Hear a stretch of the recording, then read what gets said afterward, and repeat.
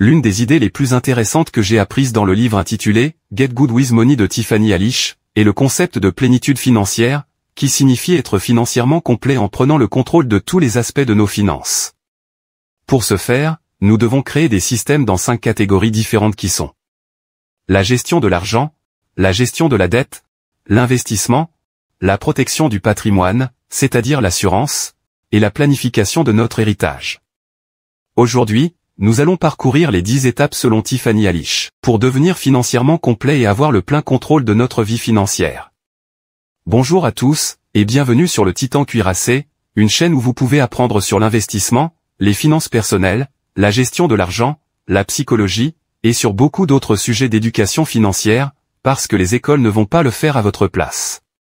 Si l'un de ces sujets vous intéresse ou si vous voulez apprendre à mieux gérer votre argent et à jouir d'une plus grande liberté financière, n'oubliez pas de vous abonner, de me laisser un like et d'appuyer sur la cloche des notifications pour être averti chaque fois que je publierai une vidéo.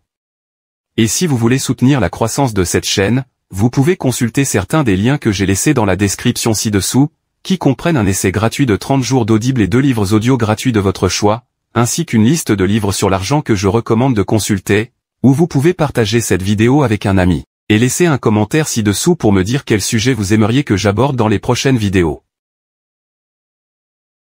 Étape numéro 1, construire et automatiser votre budget. L'établissement d'un budget n'est pas seulement la première étape vers le succès financier, mais il peut vous permettre de dire oui à beaucoup de choses que vous voulez faire. Il y a quelques étapes pour construire un budget solide. Tout d'abord, vous commencez par faire une liste des entrées d'argent. Faites l'inventaire de tous vos revenus, cela inclut votre emploi, votre activité professionnelle, ou les revenus d'investissement que vous avez. Ensuite, faites une liste des sorties d'argent. Listez toutes vos dépenses, même les petites. Troisièmement, calculez combien ces dépenses vous coûtent chaque mois. Vous devez commencer à créer une image claire de combien votre style de vie actuel vous coûte. Quatrièmement, calculez combien vous pouvez épargner chaque mois. Prenez le montant de vos revenus, et soustrayez le montant de vos dépenses mensuelles. Si ce chiffre est positif, félicitations. Vous économisez de l'argent. Si ce chiffre est négatif, vous devez faire quelque chose à ce sujet.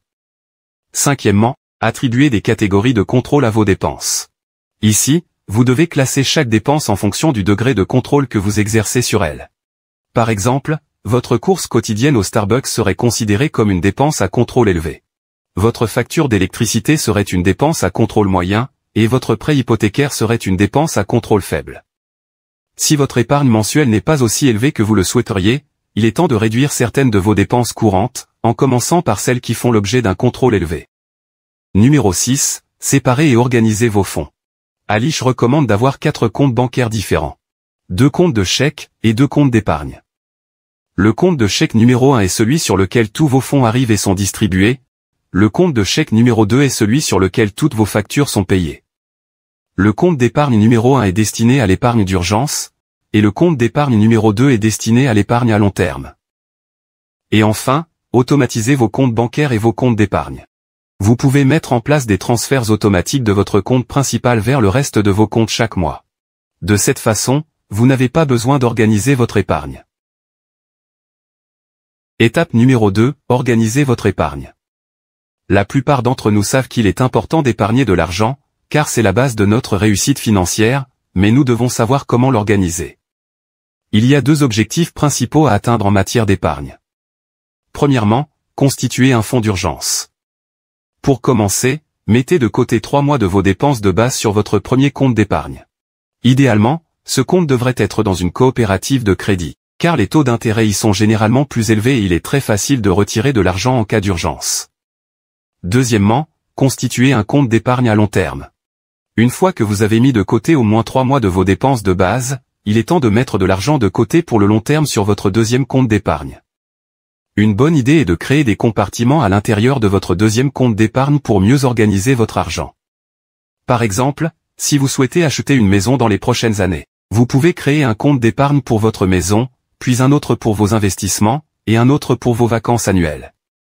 Haddish dit que votre deuxième compte d'épargne pourrait être détenu dans une banque en ligne, parce qu'elle a tendance à payer les meilleurs taux d'intérêt sur votre argent, et qu'il faut un peu plus de temps pour retirer votre argent, ce qui est un avantage supplémentaire pour contrôler les dépenses impulsives. Si 3 mois de dépenses de base ne vous semblent pas une sécurité suffisante, vous pouvez diviser votre montant d'épargne entre vos deux comptes jusqu'à ce que votre fonds d'urgence atteigne 6 mois de dépenses de base, pour créer encore plus de sécurité. Étape numéro 3, se débarrasser de ses dettes. L'endettement peut être un sujet accablant pour beaucoup, mais c'est un problème qui peut être facilement résolu une fois qu'un plan est en place. L'objectif est d'identifier le meilleur plan pour rembourser les dettes, puis d'automatiser le processus. Vous devez commencer par identifier vos dettes. Listez vos dettes. Combien vous devez, paiement minimum, taux d'intérêt, et toute autre information pertinente. Ensuite vous devez restructurer vos dettes. L'objectif de la restructuration de la dette est d'aider à rembourser la dette en réduisant les taux d'intérêt, et en modifiant les conditions du prêt. Cela peut se faire en négociant avec les sociétés de cartes de crédit, pour réduire les taux d'intérêt en transférant les soldes des cartes de crédit vers des cartes à 0% d'intérêt, ou en recherchant des prêts personnels avec des taux d'intérêt inférieurs à ceux que vous payez actuellement. Faites toujours vos propres recherches et gardez un œil sur les frais de transfert, les frais cachés, et les conditions de prêt. Troisièmement, choisir un plan de remboursement. Il existe de nombreux plans pour vous aider à rembourser vos dettes. Deux des plus populaires sont la méthode boule de neige et la méthode avalanche. La méthode boule de neige consiste à classer ses dettes de la plus petite à la plus grande, et à rembourser d'abord les plus petites, quels que soient les taux d'intérêt, afin de libérer de l'argent qui sera affecté à la dette suivante, et ce jusqu'à ce que toutes les dettes aient été remboursées. La méthode avalanche consiste à classer les dettes par ordre décroissant de taux d'intérêt, et à rembourser d'abord la dette dont le taux d'intérêt est le plus élevé, puis à utiliser cet argent pour rembourser la dette suivante dont le taux d'intérêt est le plus élevé, jusqu'à ce que toutes les dettes soient remboursées, et enfin, à automatiser le remboursement des dettes. Une fois que vous avez décidé des paiements à effectuer, automatisez ce processus pour éviter d'oublier accidentellement de les payer, même avec l'automatisation en place. C'est toujours une bonne idée de vérifier et de s'assurer que vos dettes sont payées. Enfin, automatisez vos remboursements. Une fois que vous avez décidé des paiements à effectuer, automatisez ce processus pour éviter d'oublier accidentellement de les payer. Même avec l'automatisation en place, il est toujours bon de vérifier et de s'assurer que vos dettes sont payées. Étape numéro 4, obtenir un score élevé avec le crédit. Votre pointage de crédit est un élément important de votre vie financière. Un pointage entre 300 et 580 est considéré comme un mauvais pointage. Un pointage entre 581 et 669 est considéré comme un pointage moyen. Un pointage entre 670 et 739 est considéré comme un bon pointage. Un pointage entre 740 et 799 est considéré comme un très bon pointage. Et un pointage entre 800 et 850 est considéré comme un excellent pointage. Votre objectif est d'obtenir un score de crédit de 740 ou plus, en vous attaquant aux 5 facteurs qui composent votre score. Numéro 1, l'historique des paiements. L'historique des paiements représente 35% de votre score, c'est pourquoi le fait de vous assurer que vos dettes sont payées à temps et que vous ne manquez jamais un paiement, a le plus grand impact sur votre score.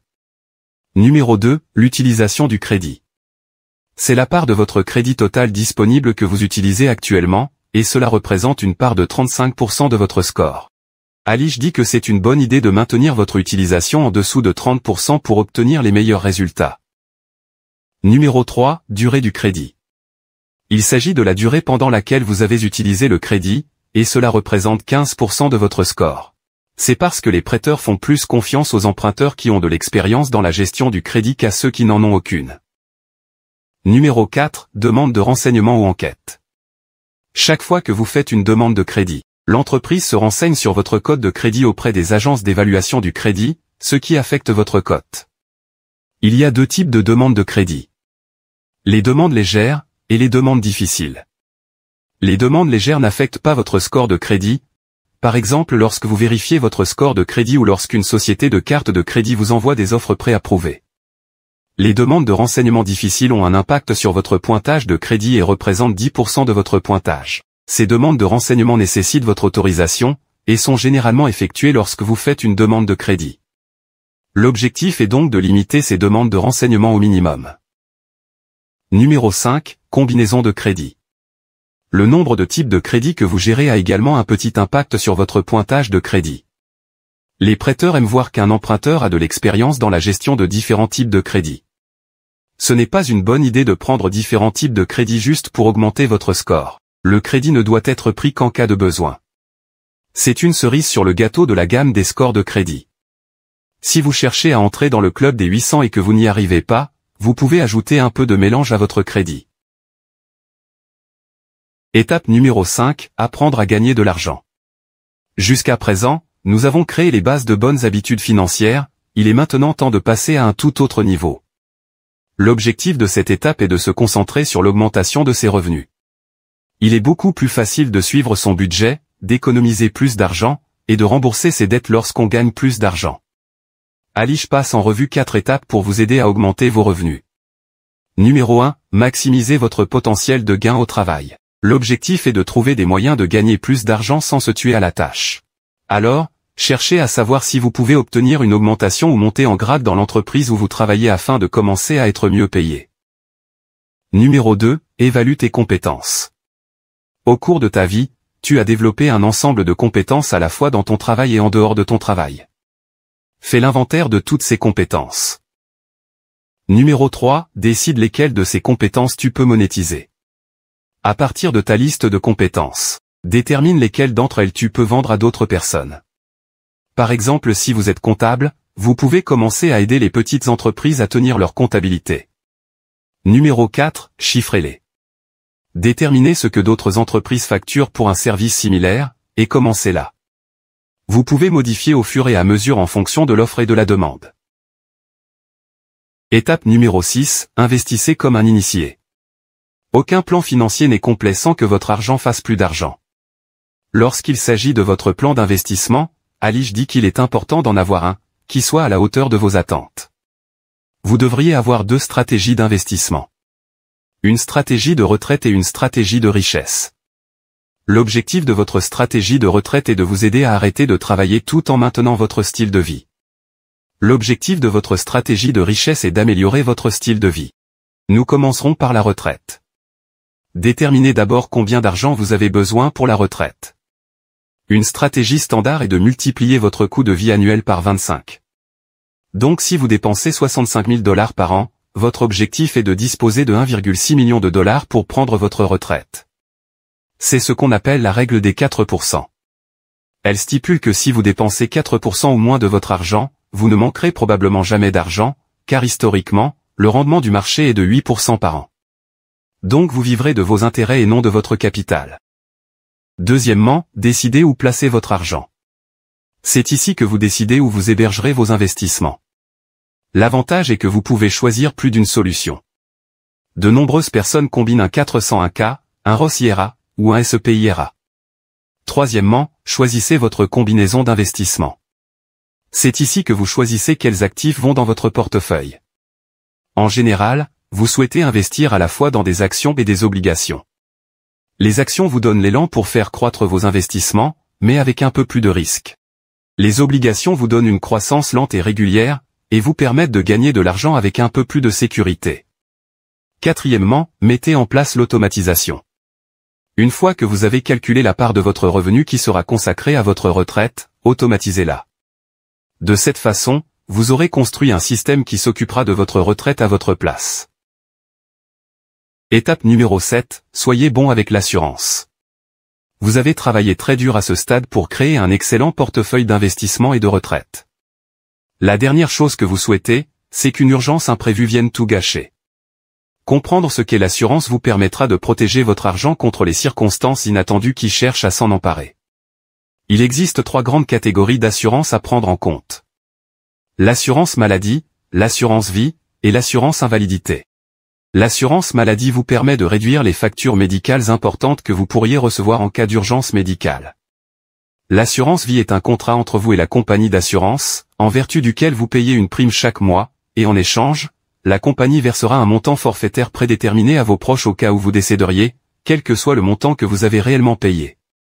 L'assurance invalidité vous permet d'assurer votre revenu en cas d'invalidité à l'avenir. Étape numéro 8, augmentez votre valeur nette. Votre valeur nette est comme une prise de température lorsque vous allez chez le médecin. Elle vous donne un bon aperçu de la santé de votre vie financière. Pour calculer votre valeur nette, prenez la valeur de tous les actifs que vous possédez, et vous soustrayez tous les passifs que vous avez. Votre valeur nette ne représente pas nécessairement votre revenu, mais plutôt vos habitudes financières. Il peut y avoir des gens qui gagnent plus d'argent, mais qui peuvent avoir une valeur nette plus basse s'ils ont trop de passifs et pas assez d'actifs.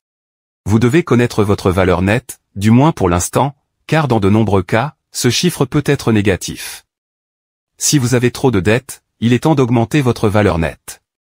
Il s'agit de se concentrer sur la réduction de vos dettes, et d'éviter d'en accumuler davantage, car vous devez investir plus d'argent dans les actifs afin de développer une valeur nette plus solide. Étape numéro 9, construisez votre équipe d'argent. Alish dit que tout le monde a besoin d'une équipe d'argent, et cette équipe dépendra de votre situation. Si vos finances sont assez simples, il peut s'agir de votre partenaire, de vos pairs, et de votre conseiller financier. Si vos finances deviennent plus complexes, votre équipe peut aussi s'agrandir. Mais Alish recommande 5 personnes dans votre équipe d'argent pour une bonne base. Tout d'abord, vous devez avoir un partenaire de responsabilisation, un conseiller financier, un expert comptable, un avocat en planification successorale, et un courtier d'assurance. Au fur et à mesure que vos finances se développent et changent, vous pouvez ajouter des personnes à votre équipe pour protéger votre argent, et vous aider à prendre de bonnes décisions.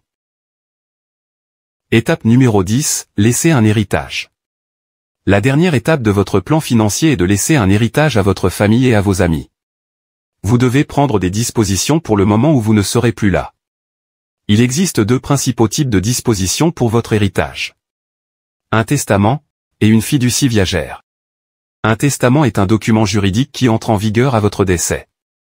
Une fiducie viagère est une entité juridique qui vous permet d'entamer le processus de transfert des actifs et des avantages à vos proches dès qu'il est signé, de sorte qu'il peut se produire pendant que vous êtes encore en vie. Avoir un plan rendra beaucoup plus facile le développement de la richesse, mais votre état d'esprit doit être au bon endroit si vous voulez développer un état d'esprit sain autour de l'argent. Alors, voici donc un défi pour la semaine prochaine. Lire un livre qui peut vous aider à développer votre vie financière. Certains que je recommande sont L'argent, l'art de le maîtriser de Tony Robbins, Père riche, Père pauvre de Robert Kiyosaki, ou La semaine de 4 heures de Tim Ferriss, qui sont d'excellents livres. Je vous recommande également de regarder la vidéo sur le livre « La psychologie de l'argent » de Morgan Housel. Si vous avez apprécié cette vidéo, n'oubliez pas de vous abonner, de me laisser un like, et d'activer la cloche des notifications afin d'être informé chaque fois que je publierai une vidéo. Si vous avez un ami qui serait intéressé par ce type de contenu, n'hésitez pas à le partager avec lui et à diffuser ces informations pour que nous puissions commencer notre propre révolution financière. Je vous remercie de m'avoir regardé, et à la prochaine.